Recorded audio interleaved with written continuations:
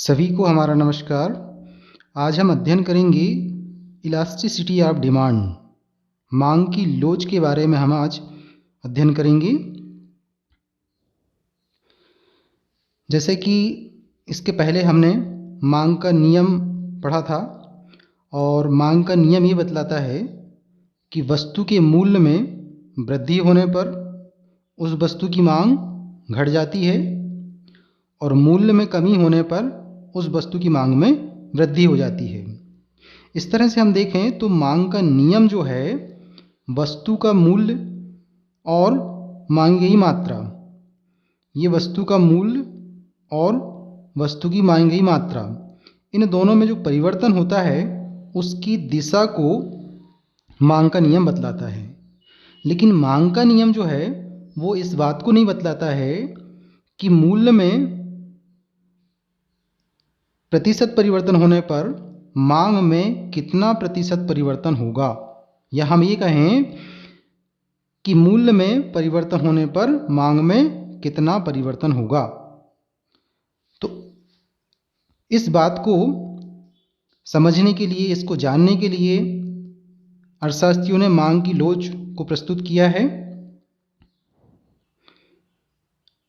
जैसे कि मांग का नियम जो है वो ये बतलाता है कि वस्तु की कीमत और उस वस्तु की मांग, यदि कीमत बढ़ती है तो मांग घटती है। ये एक सिर्फ दिशा है, डायरेक्शन। लेकिन मांग का नियम ये नहीं बतला रहा यहाँ पर कि प्राइस में मान लीजिए कि 1% का चेंज होने पर इसके फलस्वरूप डिमांड में कितने परसेंट का चेंज होगा, 1% का होगा, 2% का होगा, कितने परसेंट का चेंज होगा। ये मांग का नियम से हमें पता नहीं चलता है, इसका पता चलता है हमको मांग की लोच से।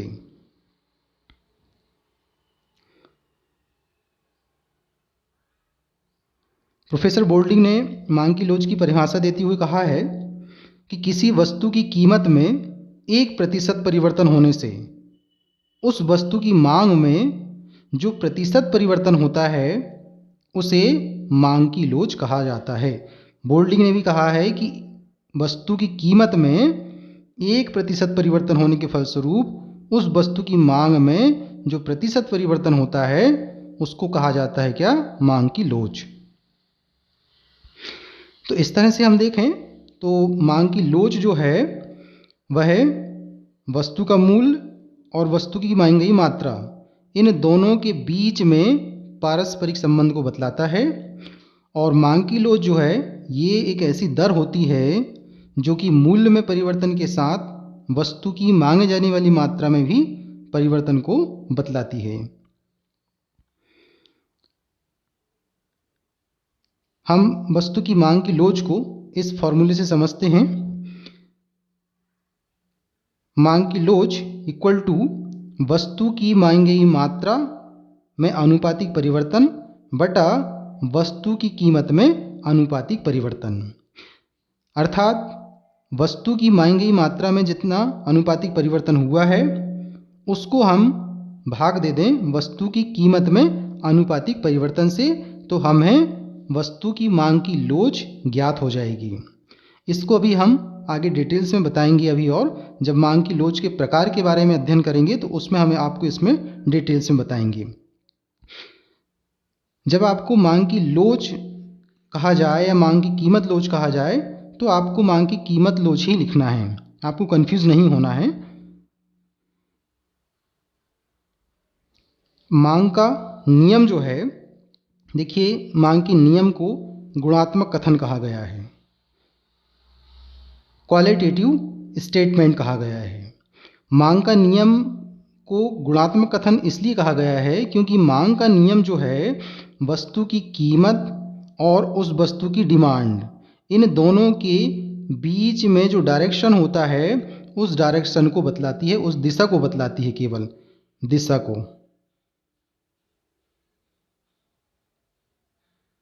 दिशा का मतलब ये हुआ कि कीमत बढ़ेगी तो मांग घटेगी, ये एक दिशा हुई, लेकिन कितनी घटेगी ये पता नहीं चलता है, इसलिए मांग के नियम को एक गुणात्मक कथन कहा गया है। लेकिन मांग की लोच को मात्रात्मक कथन कहा गया है। देखिए, मांग की लोच जो है क्वांटिटेटिव स्टेटमेंट है, यानी मांग की लोच को मात्रात्मक कथन इसलिए कहा गया है क्योंकि मांग की लोच से ये बात पता चलती है कि किसी वस्तु की कीमत में 1%, यदि इस कीमत में मान लीजिए 1% की चेंज होता है तो डिमांड में उसके फलस्वरूप 1% से कम या ज़्यादा या जितना भी परिवर्तन होता है, मान लीजिए कि 2% की प्राइस में मान लीजिए 1% की वृद्धि होती है तो डिमांड में 2% की कमी होती है।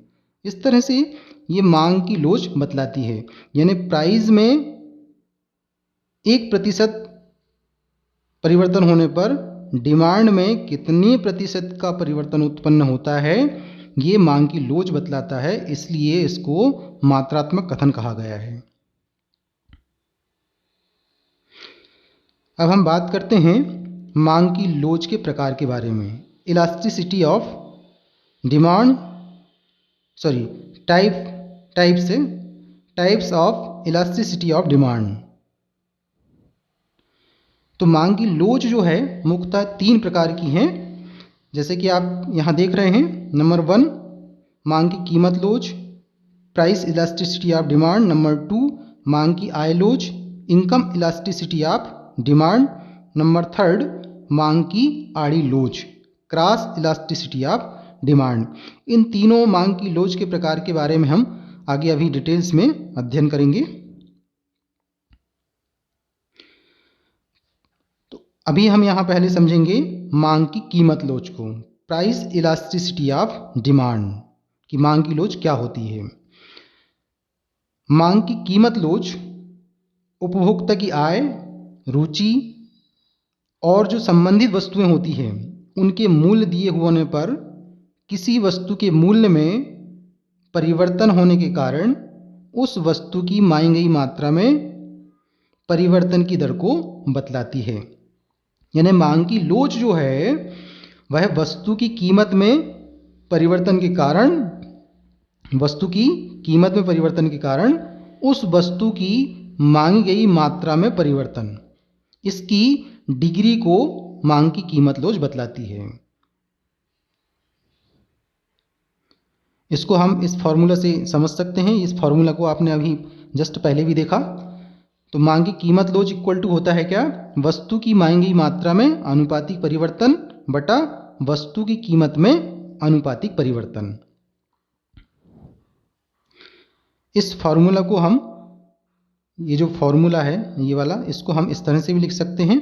मांग की लोच, ये मांग की लोच को हम ईपी लिखेंगे, इलास्टिसिटी ऑफ प्राइस। यहाँ पर वस्तु की मांगी गई मात्रा, ये वाला वस्तु की मांगी गई मात्रा में अनुपातिक परिवर्तन को हम delta Q divided by Q लिखेंगे, और वस्तु की कीमत में अनुपातिक परिवर्तन को हम लिखेंगे delta P divided by P. तो यहाँ पर देखिए ये ईपी जो है मांग की लोच है, मांग की कीमत लोच है, और यहाँ पर Q जो है ये वस्तु की मांगी गई मात्रा है, डेल्टा Q वस्तु की मांगी गई मात्रा में परिवर्तन को बतलाती है। इसी तरह यहाँ पर P वस्तु की कीमत है और डेल्टा P वस्तु की कीमत में परिवर्तन को बतलाती है। हम इस पूरे फॉर्मूले को इस तरह से भी लिख सकते हैं, EP equal to delta Q divided by Q into, इसको अगर हम इनटू में चेंज करेंगे तो ये हो जाएगा, ये वाला P ऊपर चला जाएगा और डेल्टा P नीचे आ जाएगा, तो ये हो जाएगा P divided by delta P। इस तरह से ये मांग की कीमत लोच का फॉर्मूला बन जाएगा। तो ये मांग की कीमत लोच का फॉर्मूला होगा ये वाला। अब मांग की कीमत लोच को हम एक एग्जाम्पल के माध्यम से समझते हैं। मान लीजिए कि वस्तु की प्रति इकाई कीमत जो है 5 रुपये है। इस 5 रुपये कीमत होने पर वस्तु की खरीदी जाने वाली इकाइयाँ जो है, यानी वस्तु की मांग 500 इकाइयाँ हैं। अब मान लीजिए कि वस्तु की कीमत में कमी हो जाती है, वस्तु की कीमत घटकर 3 रुपये प्रति इकाई हो जाती है। पहले 5 रुपये थी, अब 3 रुपये प्रति इकाई हो जाती है। अब चूंकि कीमत घटेगी तो डिमांड बढ़ेगी, तो वस्तु की प्रति इकाई कीमत घटकर 3 रुपये होने पर वस्तु की मांगी गई मात्रा जो है वह 1000 रुपये हो जाती है। अब ऐसी स्थिति में 1000 इकाई होने पर मांग की लोच क्या होगी, ये हमें ज्ञात करना है।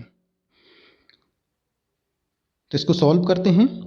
ये वाला फॉर्मूला जो अभी हमने जस्ट आपको मांग की कीमत लोच का बतलाया था, EP equal to delta Q divided by Q भागित डेल्टा P डिवाइडेड बाय कितना हो गया P। अब यहाँ पर देखिए ये Q का मतलब प्रारंभिक मांग ये है, प्रारंभिक मांग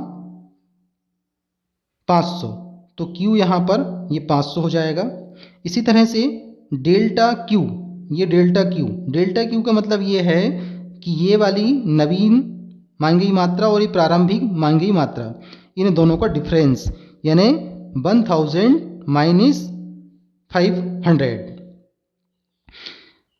डिवाइड बाय ये P मतलब ये वाला प्रारंभिक कीमत 5 रुपये प्रति इकाई, ये 5 रुपये प्रति इकाई लिखा हमने। इसी तरह से डेल्टा P का मतलब है वस्तु की कीमत में परिवर्तन। वस्तु की कीमत में परिवर्तन कितना हो रहा है, पहले 5 रुपये प्रति इकाई थी, पहले 5 रुपये प्रति इकाई थी और अब कितनी हुई 3 रुपये, तो ये हो जाएगा 5 माइनस 3। इस तरह से 5 माइनस 3 जो होगा वह डेल्टा P की वैल्यू होगी। अब इसको सॉल्व करेंगे। 1000 minus 500 equal to 500 divided by 500 divide by किया हमने ये वाला जैसे का वैसा। उसके बाद में 5 minus 3 equal to 2 divided by 5। इसको सॉल्व करेंगे तो इस तरह से ये आंसर आ जाएगा।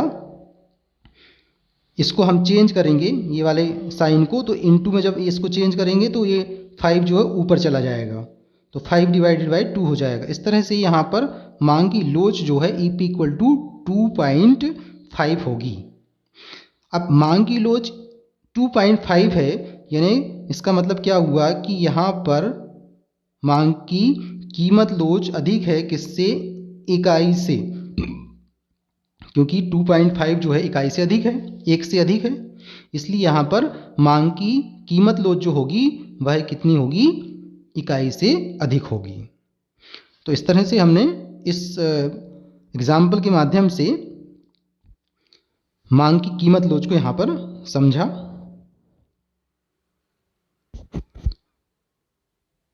अब मांग की कीमत लोच की 5 श्रेणियां हैं। अभी जो हमने मांग की कीमत लोच पढ़ा उसकी 5 श्रेणियां हैं। तो इन 5 श्रेणियों को, उनके 5 प्रकारों को यहाँ पे अध्ययन करेंगे हम। नंबर फर्स्ट है पूर्णतः लोचदार मांग, परफेक्टली इलास्टिक डिमांड। नंबर 2 अधिक लोचदार मांग, हाईली इलास्टिक डिमांड। नंबर 3 सम लोचदार मांग, इलास्टिक डिमांड। नेक्स्ट बेलोचदार मांग, इन इलास्टिक डिमांड।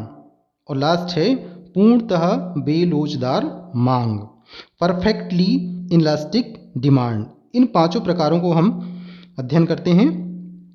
सबसे पहला पूर्णतः लोचदार मांग। देखिए किसी वस्तु की कीमत में कोई परिवर्तन ना हो या एकदम सूक्ष्म परिवर्तन हो जो कि हमें दिखाई नहीं दे रहा हो, उसके फलस्वरूप उस वस्तु की मांग में बहुत अधिक परिवर्तन होता हो, यानी कीमत में कोई परिवर्तन नहीं हो रहा है लेकिन उस वस्तु की मांग में अनंत परिवर्तन हो रहा है या बहुत अधिक परिवर्तन हो रहा है, तो ऐसी वस्तु की मांग को हम कहेंगे पूर्णतः लोचदार मांग।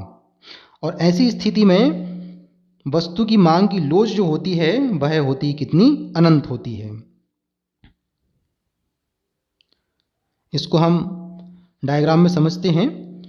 और ये जो पूर्णतः लोचदार मांग होती है, ये व्यवहारिक जीवन में इस तरह की कोई वस्तुएं नहीं पाई जाती है जिनकी की मांग जो है पूर्णतः लोचदार हो।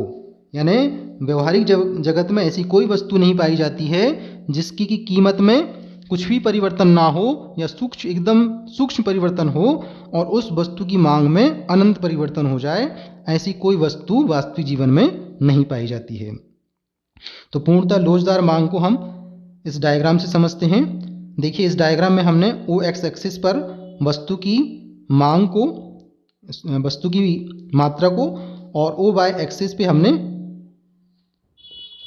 वस्तु की कीमत को दर्शाया है। यहाँ पर देखिए वस्तु की कीमत जो है ओपी है। अब यदि वस्तु की मांगी गई मात्रा ओ एन है तब भी वस्तु की कीमत ओ एन है, सॉरी ओपी है। यदि वस्तु की मांग जो है, सॉरी वस्तु की कीमत ओपी होने पर उस वस्तु की मांग जो है ओ एन है। अब वस्तु की कीमत पुनः ओपी ही है, इसमें कोई चेंज नहीं हो रहा है, ये स्थिर है, कीमत में कोई परिवर्तन नहीं हुआ है। उसके बावजूद भी वस्तु की मांग जो है ओ एन से बढ़कर ओ एन 1 हो गई है।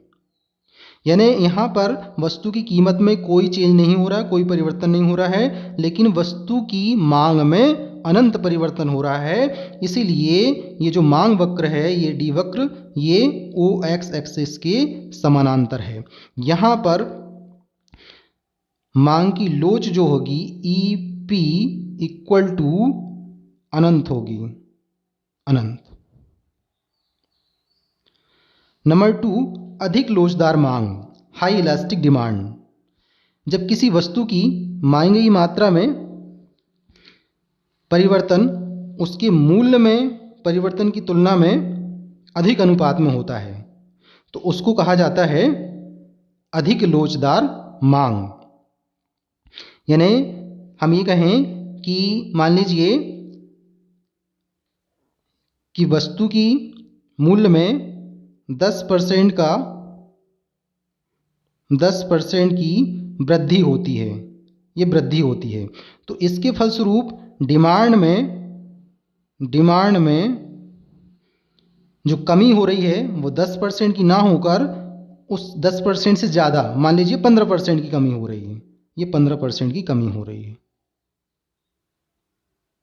तो ये कहलाएगा अधिक लोचदार मांग। यानी कीमत में कम अनुपात में परिवर्तन हो रहा है, उससे ज़्यादा अनुपात में उस वस्तु की मांग में परिवर्तन हो रहा है, तो उसको हम कहेंगे अधिक लोचदार मांग। इसको हम इस तरह से भी लिख सकते हैं कि ई पी ग्रेटर देन 1, ऐसा भी लिख सकते हैं हम इसको। अधिक लोचदार मांग को हम एक डायग्राम के माध्यम से समझते हैं।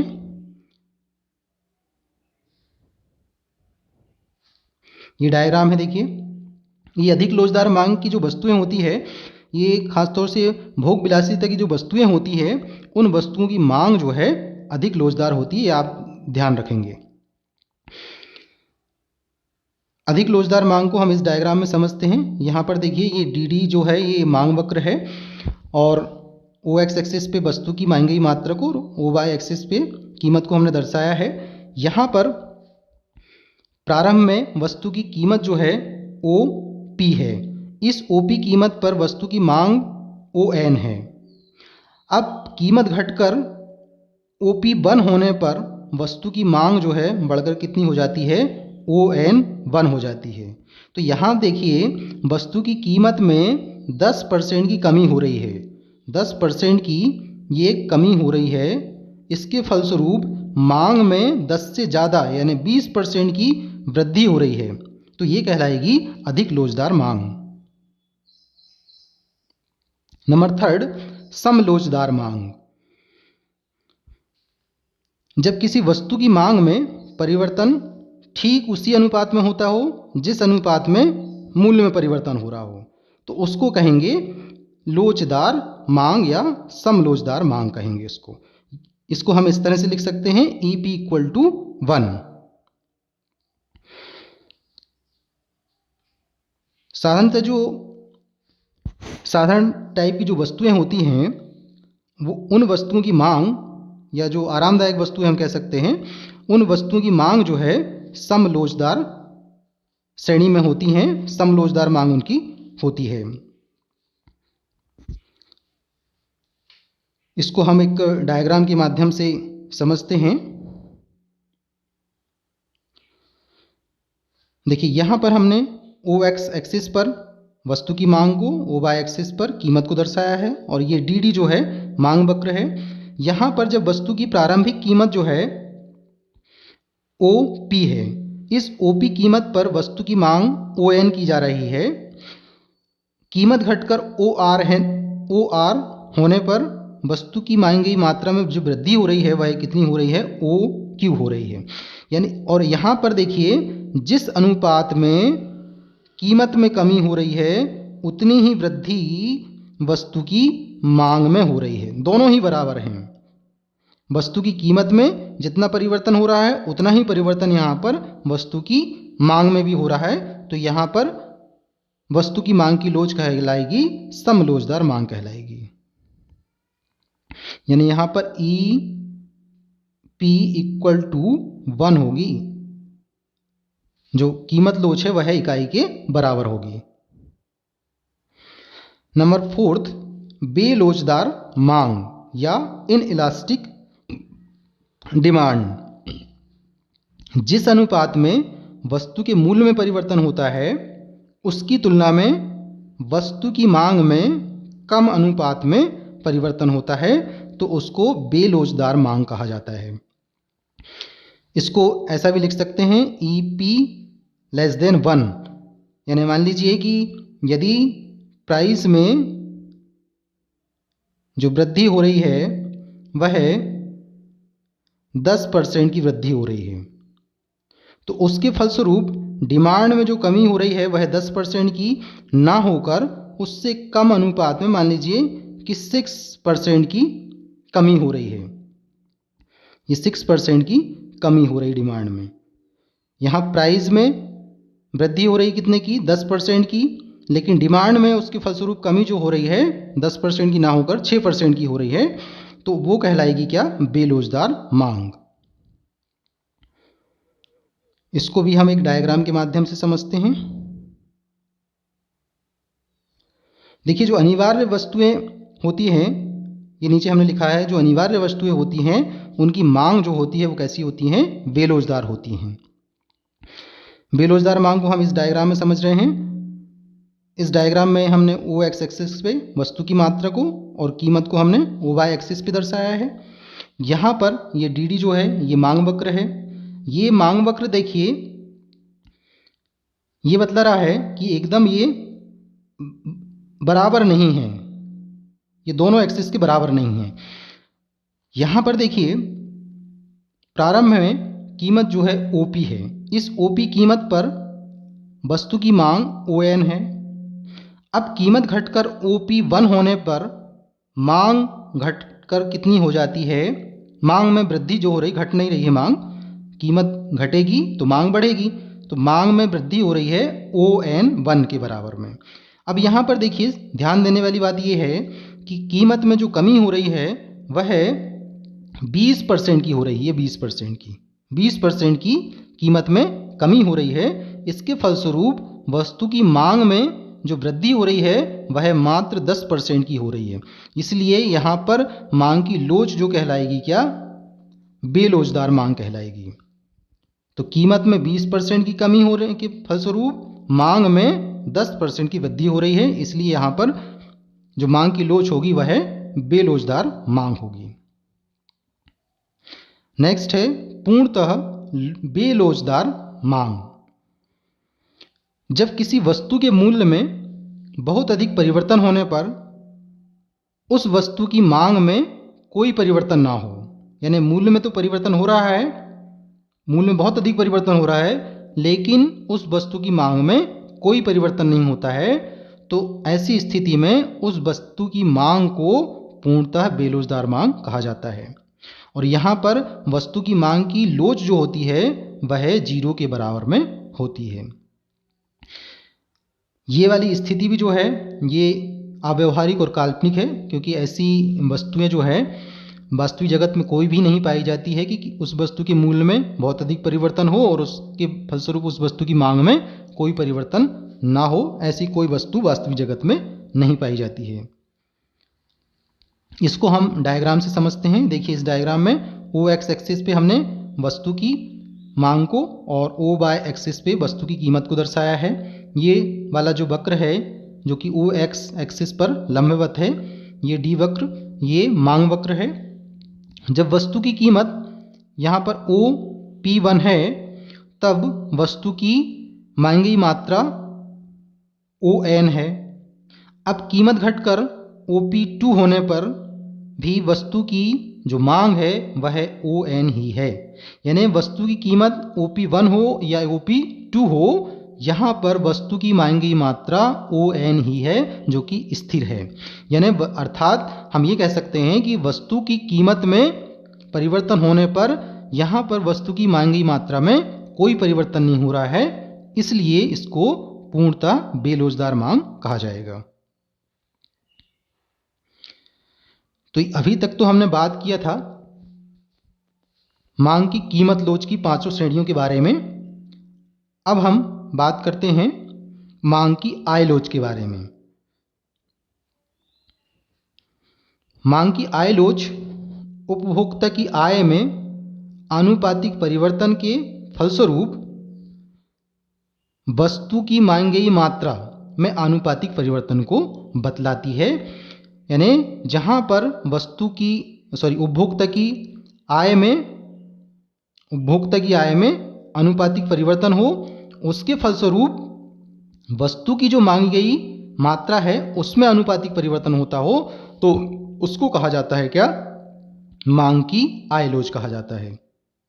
मांग की आय लोच को हम फॉर्मूला के रूप में इस तरह से लिख सकते हैं, मांग की आय लोच इक्वल टू मांग में आनुपातिक परिवर्तन बटा आय में आनुपातिक परिवर्तन। या इसको हम इस तरह से पढ़ सकते हैं कि आय में आनुपातिक परिवर्तन के फलस्वरूप मांग में आनुपातिक परिवर्तन के अनुपात को मांग की आय लोच कहा जाता है। देखिए इसको हम इस तरह से भी लिख सकते हैं, E Y equal to delta Q divided by Q भागित delta by divided by Y, ऐसा भी इसको हम लिख सकते हैं। तो यहाँ पर ये जो ई वाई है ये मांग की आय लोच है, क्यू यहाँ पर वस्तु की प्रारंभिक मांग है, डेल्टा क्यू वस्तु की मांग में परिवर्तन को बतलाता है, वाई उपभोक्ता की आय है और डेल्टा वाई उपभोक्ता की आय में परिवर्तन को बतला रहा है। इस फॉर्मूले को हम इस तरह से भी लिख सकते हैं, ये जो फॉर्मूला है इसको हम ऐसा भी लिख सकते हैं, E by equal to delta Q divided by Q. ये डिवाइडेशन को हम चाहे तो इनटू में चेंज करेंगे तो ये बाय जो है ये ऊपर की ओर चला जाएगा, ऐसा, तो bye divided by delta by हो जाएगा। तो इस तरह से ये वाला फॉर्मूला बन जाएगा मांग की आय लोच का। ये दोनों फॉर्मूले हैं, इससे भी आप सॉल्व कर सकते हैं या इससे भी आप मांग की आय लोच को कैलकुलेट कर सकते हैं। एक एग्जाम्पल से हम मांग की आय लोच को समझते हैं। यहाँ पर मान लीजिए कि उपभोक्ता की आय 1000 रुपये है, ये 1000 रुपये देख रहे हैं आप। उपभोक्ता की आय 1000 रुपये होने पर और वस्तु की प्रति इकाई कीमत जो है 5 रुपये होने पर उस वस्तु की मांग जो की जा रही है 20 इकाई के बराबर की जाती है।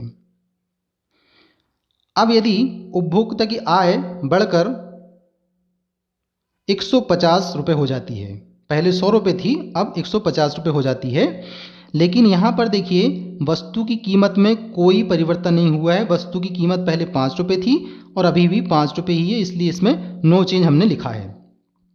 लेकिन उपभोक्ता की आय पहले 100 रुपये थी और अब हो गई 150 रुपये। तो उपभोक्ता की आय 150 रुपये होने पर वस्तु की जो डिमांड की जा रही है वह 30 इकाई के बराबर में की जा रही है, 30 यूनिट के बराबर में की जा रही है। तो ऐसी स्थिति में मांग की आयलोज क्या होगी, हम इसको कैलकुलेट करते हैं। ये मांग की आयलोज का फॉर्मूला है ये वाला, E Y equal to delta Q divided by Q divided by delta Y divided by Y. ये वाला फॉर्मूला जस्ट अभी हमने आपको बताया था। इसी फॉर्मूला में हम सभी वैल्यू को पुटअप करेंगे। Q यहाँ पर Q की वैल्यू होगी ये डिमांड, ये 20 हो गई Q की वैल्यू। इसी तरह से डेल्टा Q यानी डिमांड में जो चेंज हो रहा है, पहले डिमांड 20 थी और अब कितनी हो गई, 30 हो गई। तो 30 माइनस 20 ये कहलाएगा डेल्टा Q की वैल्यू, डिवाइडेड बाय ये वाला लगाया जैसे का वैसा। इसके बाद में डेल्टा वाई की वैल्यू होगी, पहले आय जो थी वह 100 रुपये थी और अब है 150। तो 150 माइनस 100 डिवाइडेड बाय वाई यानी ये प्रारंभिक आय कितनी है, 100 रुपीज़। इस तरह से वैल्यू को हम इस पूरे फॉर्मूले में पुटअप करेंगे और इसको सॉल्व करेंगे। तो 30 minus 20 equal to 10 divided by 20, ये वाला 20 डिवाइडेड बाय ये वाला डिवाइडेड बाय लगाया हमने इसमें। 150 minus 100 divided by 50 divided by ये वाला 50 यहाँ पे आ जाएगा, सॉरी ये वाला 100, ये 100 यहाँ पे आ जाएगा। तो इसको सॉल्व करेंगे हम, तो ये हो जाएगा 10 डिवाइडेड बाय 20, ये जैसे का वैसा रहेगा 10 डिवाइडेड बाय 20। ये मल्टीप्लिकेशन को हम ये डिवाइडेशन को हम ये वाला डिवाइडेशन को इनटू में चेंज करेंगे। तो ये 100 जो है ये वाला 100 ऊपर चला जाएगा और 50 नीचे आ जाएगा। तो 100 डिवाइडेड बाय 50। इस तरह से ई वाई इक्वल टू हमें प्राप्त होगा 1। यहाँ पर मांग की आयलोज जो होगी वह होगी 1 का मतलब है इकाई के बराबर होगी। इकाई के बराबर का मतलब ये है कि उपभोक्ता की आय में जिस अनुपात में परिवर्तन हो रहा है उसी अनुपात में वस्तु की मांग में भी परिवर्तन हो रहा है। तो इस एग्जाम्पल के माध्यम से आपने मांग की आयलोज को समझा।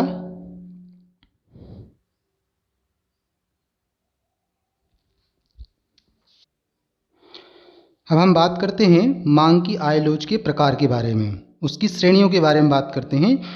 तो जिस तरह से मांग की कीमत लोज की 5 श्रेणियां थी, उसी तरह से मांग की आय लोज की भी 5 श्रेणियां हैं। नंबर 1 मांग की आय लोज इकाई के बराबर में, मांग की आय लोज इकाई से अधिक। नंबर 3 मांग की आय लोज इकाई से कम। नंबर 4 शून्यात्मक मांग की आय लोज या मांग की आय लोज शून्य के बराबर, ऐसा भी कह सकते हैं हम। और लास्ट है ऋणात्मक मांग की आय लोज। ये 5 श्रेणियों को हम समझते हैं। नंबर 1 मांग की आय लोज इकाई के बराबर। जब मांग में होने वाला परिवर्तन एवं उपभोक्ता की आय में होने वाला परिवर्तन, ये दोनों ही परिवर्तन एक दूसरे के बराबर हों तो वहाँ पर मांग की आय लोज जो है इकाई के बराबर होगी। जैसे मान लीजिए कि उपभोक्ता की आय और ये वस्तु की मांग। उपभोक्ता की आय बाय हमने लिखा है, इसमें मान लीजिए कि 10% का चेंज होता है, 10% की वृद्धि होती है या 10% का चेंज होता है, तो उसके फलस्वरूप डिमांड में भी 10% का चेंज होता है। तो इस तरह से ये दोनों एक दूसरे के बराबर हैं, इसलिए यहाँ पर मांग की आय लोज ई वाई इक्वल टू 1 होगा। नेक्स्ट नंबर 2, मांग की आय लोच इकाई से अधिक।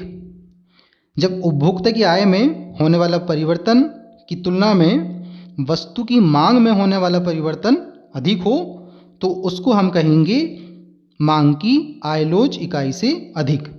जैसे मान लीजिए कि उपभोक्ता की आय इसमें 10% की वृद्धि होती है। इसके फलस्वरूप मांग में जो परिवर्तन हो रहा है वह 10% से ज़्यादा का हो रहा है। तो 10% से ज़्यादा का मतलब 11 हो सकता है, 12 हो सकता है, 13% हो सकता है या 15% हो सकता है, ऐसा हो सकता है। तो जिस अनुपात में आय में परिवर्तन हो रहा है उससे ज़्यादा अनुपात में मांग में परिवर्तन होता है तो उसको कहा जाता है मांग की आय लोच इकाई से अधिक। यहाँ पर मांग की आय लोच जो होगी EY ग्रेटर देन 1 इकाई से अधिक होगी।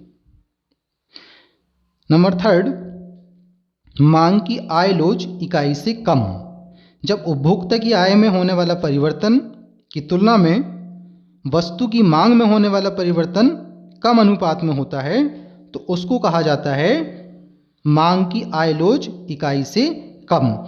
जैसे मान लीजिए कि उपभोक्ता की आय में जो परिवर्तन हो रहा है वह उपभोक्ता की आय बाय, मान लीजिए उपभोक्ता की आय में परिवर्तन हो रहा है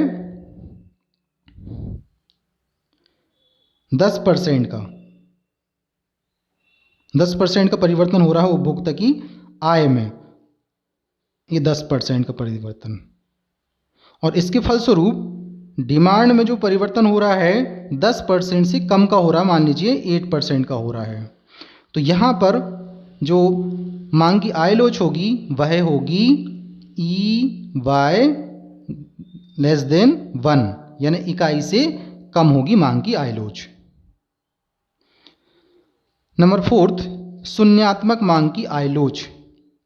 जब उपभोक्ता की आय में परिवर्तन का वस्तु की मांग पर कोई प्रभाव नहीं पड़ता है, अर्थात उपभोक्ता की आय में परिवर्तन हो रहा है लेकिन वस्तु की मांग पर कोई परिवर्तन नहीं होता है, तो वहाँ पर मांग की आय लोच शून्य कही जाएगी या शून्य के बराबर होगी। जैसे मान लीजिए कि उपभोक्ता की आय में परिवर्तन हो रहा है, मान लीजिए 10%, 20% या 25% जो भी परिवर्तन हो रहा है, लेकिन इसके फलस्वरूप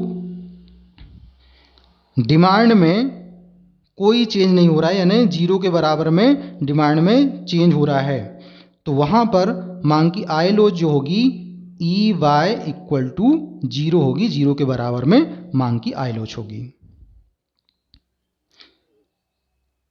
नंबर 5, ऋणात्मक मांग की आय लोच। जब उपभोक्ता की आय में परिवर्तन होने पर उस वस्तु की मांग में पहले की तुलना में कमी हो जाती है, तब मांग की आय लोच ऋणात्मक कही जाएगी। यानी पहले जितनी मांग की जा रही थी उससे कम मांग यदि की जाती है तो वहाँ पर मांग की आय लोच जो होगी वह 0 से कम होगी, अर्थात ऋणात्मक होगी। इस मांग की आय लोच के जो 5 प्रकार अभी हमने पढ़ा, इन सबको हम चाहे तो एक डायग्राम के माध्यम से हम यहाँ पर इसको समझ सकते हैं। इस डायग्राम में देखिए वस्तु की मांग को OX एक्सिस पर और उपभोक्ता की आय को OY एक्सिस पे हमने दर्शाया है। सबसे पहले यहाँ पर EY ग्रेटर देन 1, ये वाली जो D है ये D1 से समझते हैं। चलिए D1 से समझते हैं, तो D1 में यहाँ पर मांग की लोच जो है वह कितनी है EY इक्वल टू 1, यानी जितना उपभोक्ता की आय में परिवर्तन हो रहा है उतनी ही वस्तु की मांग में परिवर्तन हो रहा है। तो ये D1 जो मांग की आय लोच वक्र है ये यहाँ पर मांग की आय लोच इकाई के बराबर होगी। D2 देखिए यहाँ पर मांग की आय लोच जो है इकाई से अधिक है, और इसके ऊपर D3 यहाँ पर मांग की आय लोच जो है इकाई से कम है। इकाई से कम है मतलब जितना उपभोक्ता की आय में परिवर्तन हो रहा है उससे कम अनुपात में वस्तु की मांग में परिवर्तन हो रहा है, तो वह कहलाएगी क्या, इकाई से कम मांग की आय लोच कहलाएगी। और D4 जो है ये बतलाती है यहाँ पर मांग की आय लोच कि यहाँ पर मांग की आय लोच जो है वह 0 के बराबर में है, अर्थात उपभोक्ता की आय में परिवर्तन होने पर भी वस्तु की मांग में कोई परिवर्तन नहीं होता है। और D5 जो है ये ऋणात्मक मांग की आय लोच को बतलाती है। यहाँ पर EY लेस देन 0 है, यानी मांग की आय लोच जो है वह ऋणात्मक है।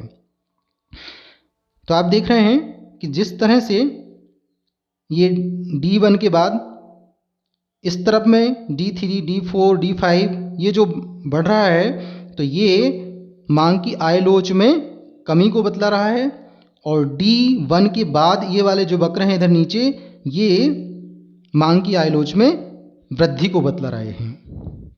तो इस तरह से हम मांग की आय लोच की पांचों श्रेणियों को एक डायग्राम में भी समझ सकते हैं। ये हमने अभी मांग की आय लोच को समझा। अब जो मांग की आय लोच है ये विभिन्न वस्तुओं के लिए अलग अलग होती है। जो सामान्य श्रेणी की वस्तुएं होती है उनके लिए, सामान्य श्रेणी की वस्तुओं के लिए मांग की आय लोच धनात्मक होती है।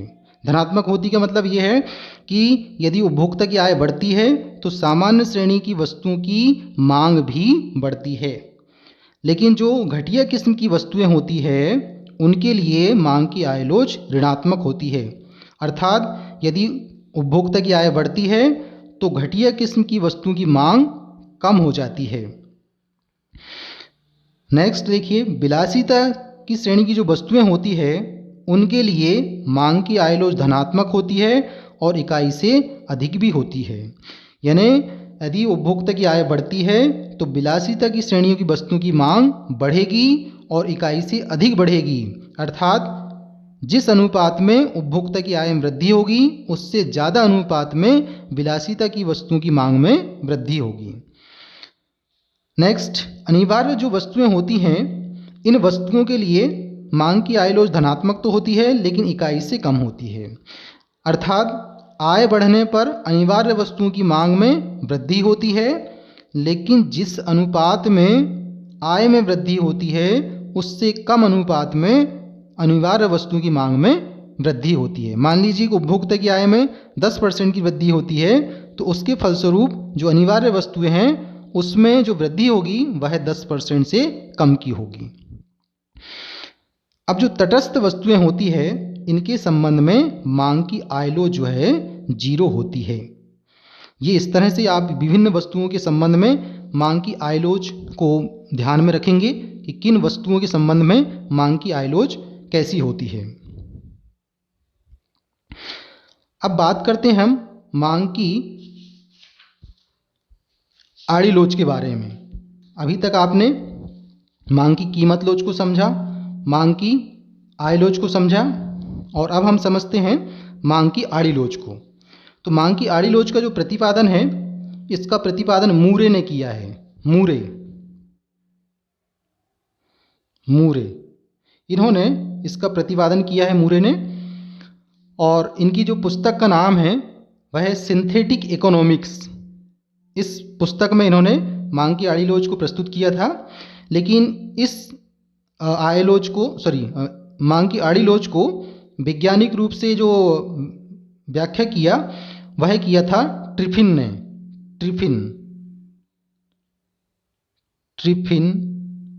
तो ट्रिफिन ने इसकी वैज्ञानिक व्याख्या किया था, और ट्रिफिन की बुक का नाम है थ्योरी ऑफ वैल्यू। तो मांग की आड़ी लोच का प्रतिपादक मूरे है और वैज्ञानिक व्याख्या जो है ट्रिफिन ने किया है। ये आप ध्यान रखेंगे क्योंकि कभी कभी ये एग्जाम में पूछ लिया जाता है कि मांग की आड़ी लोच के प्रतिपादक कौन है, तो आप ध्यान रखिए मूरे है। और मांग की आड़ी लोच की वैज्ञानिक व्याख्या किसने किया है, तो रॉबर्ट ट्रिफिन ने किया है।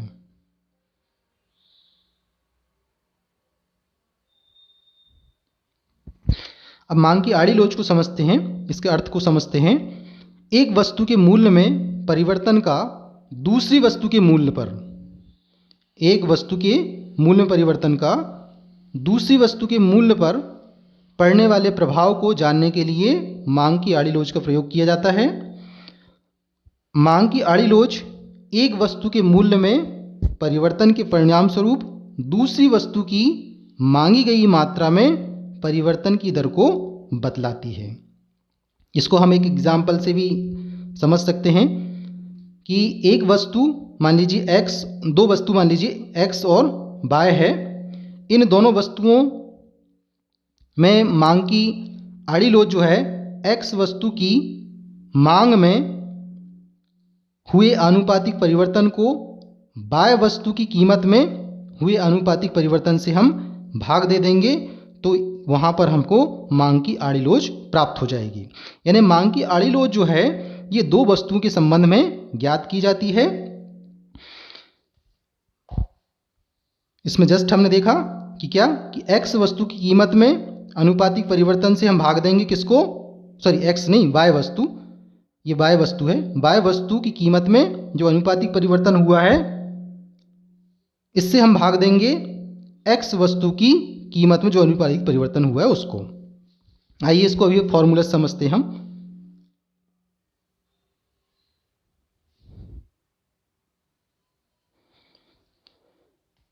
तो मांग की आड़ी लोच को फॉर्मूला के रूप में हम इस तरह से लिख सकते हैं कि मांग की आड़ी लोच इक्वल टू x वस्तु की मांग में आनुपातिक परिवर्तन बटा y वस्तु की कीमत में आनुपातिक परिवर्तन।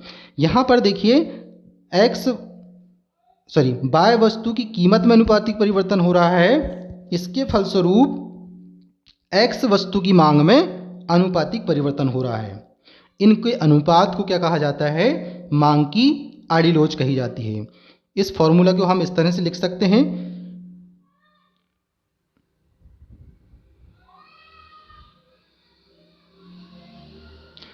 EC equal to delta QX divided by QX divided by delta PY divided by P। यहाँ पर PY जो है Y वस्तु की प्रारंभिक कीमत है, डेल्टा PY जो है Y वस्तु की कीमत में परिवर्तन को बतलाता है। इसी तरह से ये QX जो है X वस्तु की मांगी गई मात्रा है, प्रारंभिक मात्रा है, और डेल्टा QX जो है X वस्तु की मांगी गई मात्रा में परिवर्तन है। इस पूरे फॉर्मूले को हम चाहें अगर ये डिवाइडेशन को हम चेंज करेंगे इनटू में, तो ये वाला जो पोर्शन है ये चेंज हो जाएगा, ये नीचे वाला ऊपर हो जाएगा। EC equal to delta Q divided by Q, इसको चेंज किया हमने इनटू में, तो ये नीचे वाला PY जो है ऊपर हो जाएगा और ये ऊपर वाला डेल्टा PY जो है वो ये नीचे हो जाएगा। तो इस पूरे फॉर्मूले को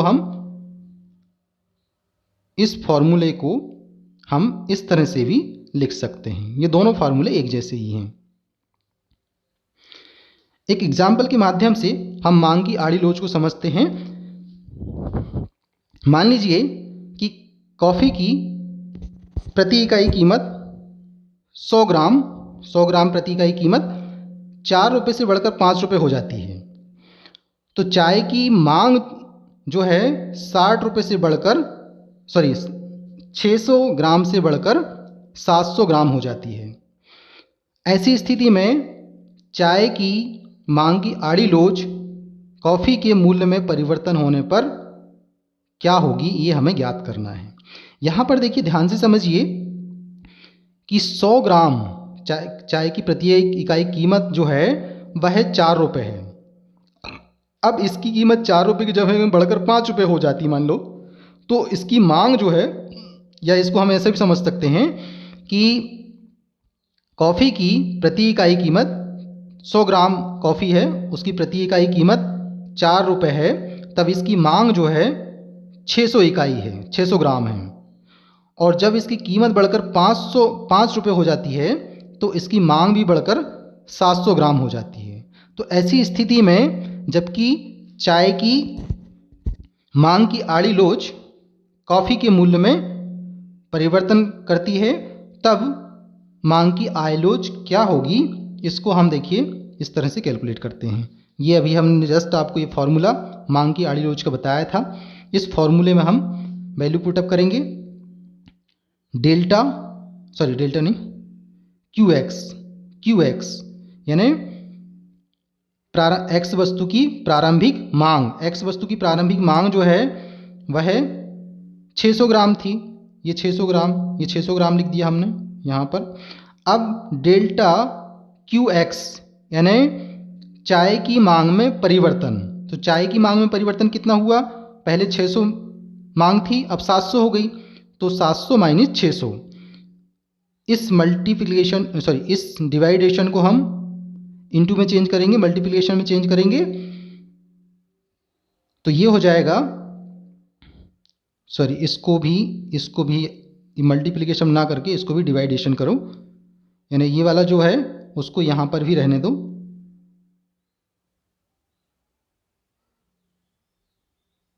एक जैसा रहेगा। अब यहाँ पर पी वाई यानी वाई वस्तु की कीमत कितनी है, 4 रुपये है, ये 4 रुपये कीमत हो गई। अब डेल्टा पी वाई अर्थात वाई वस्तु की कीमत में परिवर्तन, कितना परिवर्तन हो रहा है कीमत में, पहले 4 रुपये कीमत थी, अब 5 रुपये हो गई है, तो 5 माइनस 4 इतनी उसमें चेंज हुआ है, 5 माइनस 4 का चेंज हुआ है। अब इसको सॉल्व करेंगे तो ये हो जाएगा 700 माइनस 600 डिवाइडेड बाय 600 इंटू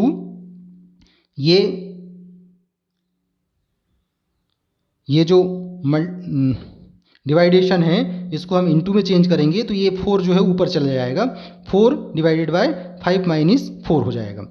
इसको सॉल्व करेंगे तो इसको सॉल्व करेंगे तो 100 आ जाएगा, ये 600 का 600 इंटू का इंटू 4, ये 4 ये बचा 1, तो इस पूरे के सॉल्व करेंगे तो आंसर आएगा 0.67।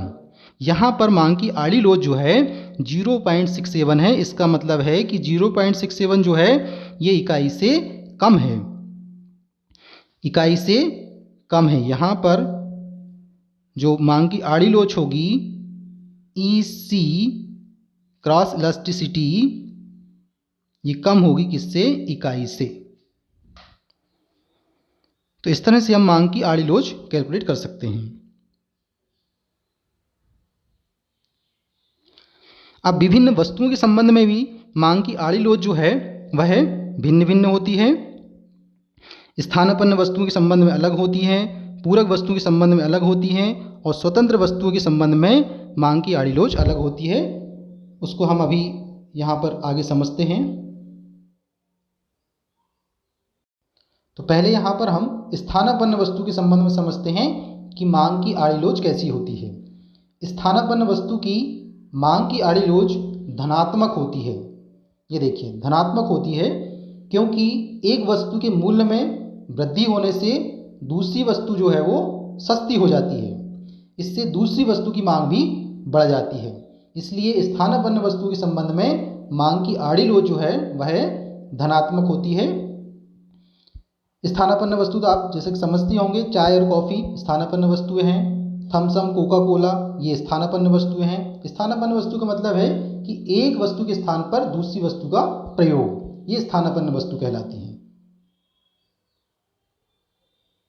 अब इसको हम इस डायग्राम से समझते हैं। यहाँ पर OX एक्सिस पर X वस्तु और OY एक्सिस पर Y वस्तु, ये दो वस्तु हम मान के चल रहे हैं, X और Y ये दोनों मान लीजिए एक दूसरे की स्थानापन्न वस्तु हैं, यानी X वस्तु के स्थान पर Y वस्तु का और Y वस्तु के स्थान पर X वस्तु का प्रयोग किया जा सकता है। तो इस संबंध में जो मांग की आड़ी लोच होती है वह होती है धनात्मक। ये देखिए ये जो D वक्र है ये नीचे से ऊपर की ओर बढ़ रहा है, अर्थात यदि Y वस्तु की कीमत में वृद्धि होती है तो X वस्तु की मांग में भी वृद्धि होगी, दोनों में एक साथ वृद्धि होगी। इसलिए स्थानापन्न वस्तु के संबंध में मांग की जो आड़ी लोच है EC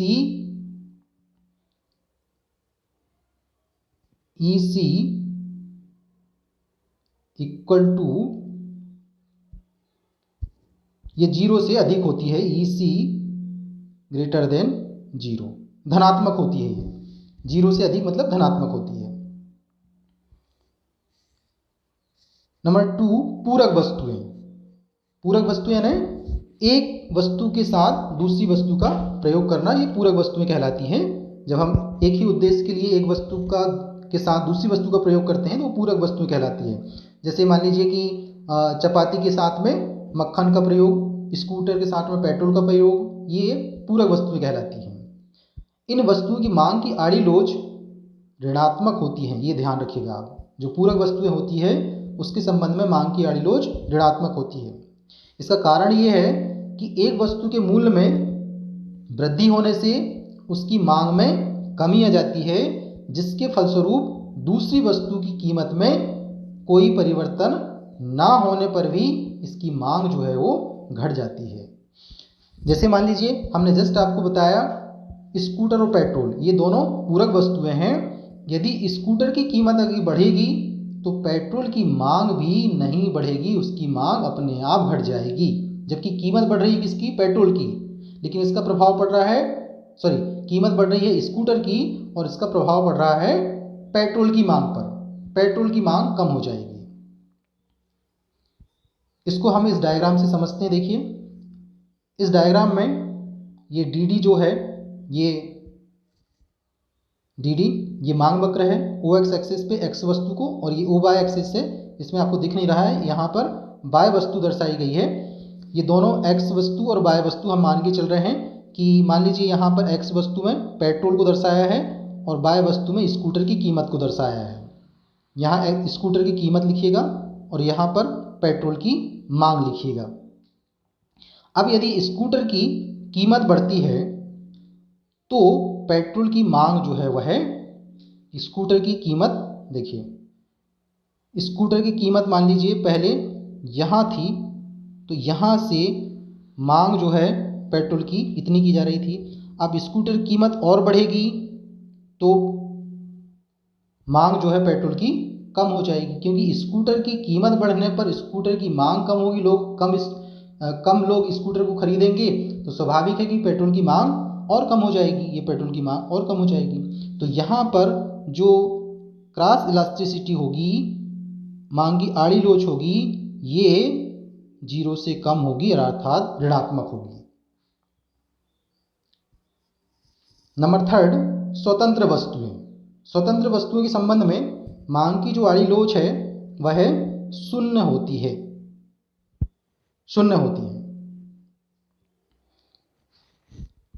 स्वतंत्र वस्तुएं ये ना तो स्थानापन्न वस्तु की श्रेणी में आती है और ना ही पूरक वस्तु की श्रेणी में आती है। ये एक दूसरे से स्वतंत्र होती है। जैसे मान लीजिए कि हाथ में पहनने वाली घड़ी और पैर में पहनने के जूते, दोनों एक दूसरे से कहीं मेल नहीं खाते हैं, दोनों का एक दूसरे से कोई रिलेशन नहीं है, तो ये स्वतंत्र वस्तुएं कहलाएंगी। ऐसी वस्तुओं के संबंध में मांग की आड़ी लोच जो है वह 0 के बराबर में होती है। यानी एक वस्तु की कीमत में कमी या वृद्धि का दूसरी वस्तु की मांग पर कोई प्रभाव नहीं पड़ता है। यहाँ पर देखिए ये डी वक्र जो है, ये वाला डी वक्र, ये ओ एक्स एक्सिस पर लंबवत है। यहाँ पर 2 वस्तुएं दर्शाया गया है, मान लीजिए एक्स वस्तु और ये वाई वस्तु। तो एक्स वस्तु हम मान लेते हैं, यहाँ पर घड़ी मान लेते हैं, घड़ी की मांग,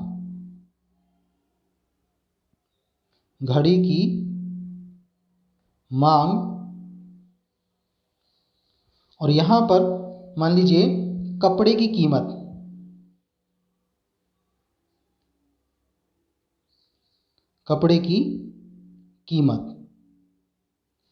अब कपड़े और घड़ी इन दोनों का कोई रिलेशन नहीं है।